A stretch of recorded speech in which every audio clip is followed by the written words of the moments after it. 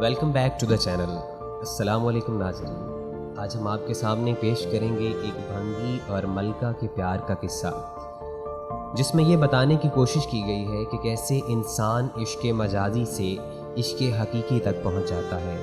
تو آئیے کہانی کو شروع کرتے ہیں۔ بادشاہ کے محل میں صفائی کرتے جب ایک بھنگی کی نظر ملکہ پر پڑی تو وہ پہلی نظر میں اس پہ فدا ہو گیا، لیکن اپنی حیثیت اور ملکہ کی حیثیت میں فرق دیکھا تو سر جھکائے وہاں سے چلا گیا، پر دل تھا جو ایک ملاقات کی حسرت میں تڑپتا رہا۔ عشق کی بیماری نے جسمانی بیماری کا روپ لیا اور وہ بستر پر پڑ گیا۔ بھنگی کی بیوی بھی اس ساری صورتحال سے واقف تھی۔ بھنگی کی خراب حالت کی بنا پر اس کی بیوی اس کی جگہ کام پہ لگ گئی۔ کئی دن تک جب بھنگی ملکہ کو وہاں نظر نہ آیا، اس نے اس کی بیوی سے دریافت کیا۔ بھنگی کی بیوی یہ سوچ کر گھبرا گئی کہ ملکہ کو اصل بات بتا دی تو نہ جانے کیا حال ہوگا ہمارا، لیکن ملکہ نے اس کی گھبراہٹ جانچ کر اسے اعتماد میں لیا اور حقیقت پوچھی۔ بھنگی کی بیوی نے وہ ساری صورتحال ملکہ کے گوش گزار کر دی۔ تب ملکہ نے اسے کہا کہ اس سے ملاقات کا یہی ایک رستہ ہے، تم اپنے شوہر سے جا کے کہہ دو وہ کل شہر سے باہر کسی رستے پہ بیٹھ جائے اور بس اللہ اللہ کرتا رہے، نہ تو کسی سے بات کرے اور نہ ہی کسی کا دیا کوئی تحفہ قبول کرے۔ ایسا کرنے سے جب اس کے چرچے بادشاہ تک پہنچیں گے تو ملاقات کے رستے بھی کھل جائیں گے۔ ملکہ کا پیغام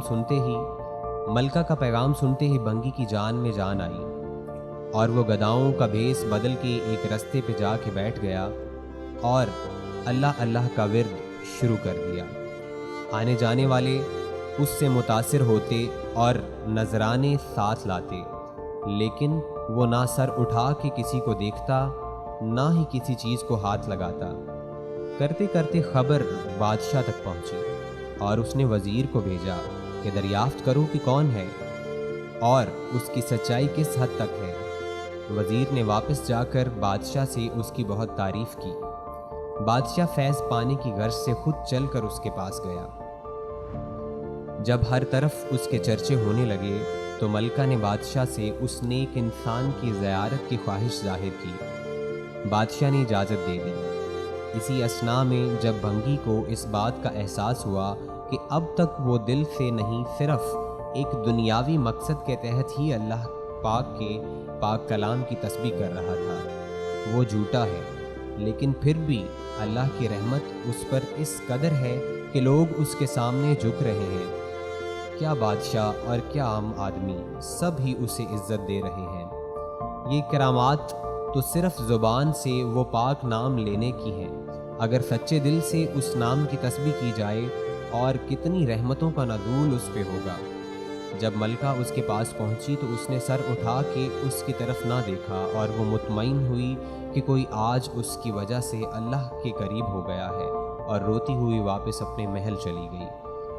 بے شک اس پاک ذات کا ذکر اپنے آپ میں ایک رحمت ہے۔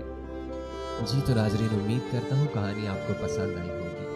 کہانی کو لائک کیجیے گا اور مزید اسی طرح کی اچھی کہانیاں سننے کے لیے ہمارے چینل کو سبسکرائب کیجیے گا۔ بہت شکریہ، اپنا خیال رکھیے گا۔ اللہ حافظ۔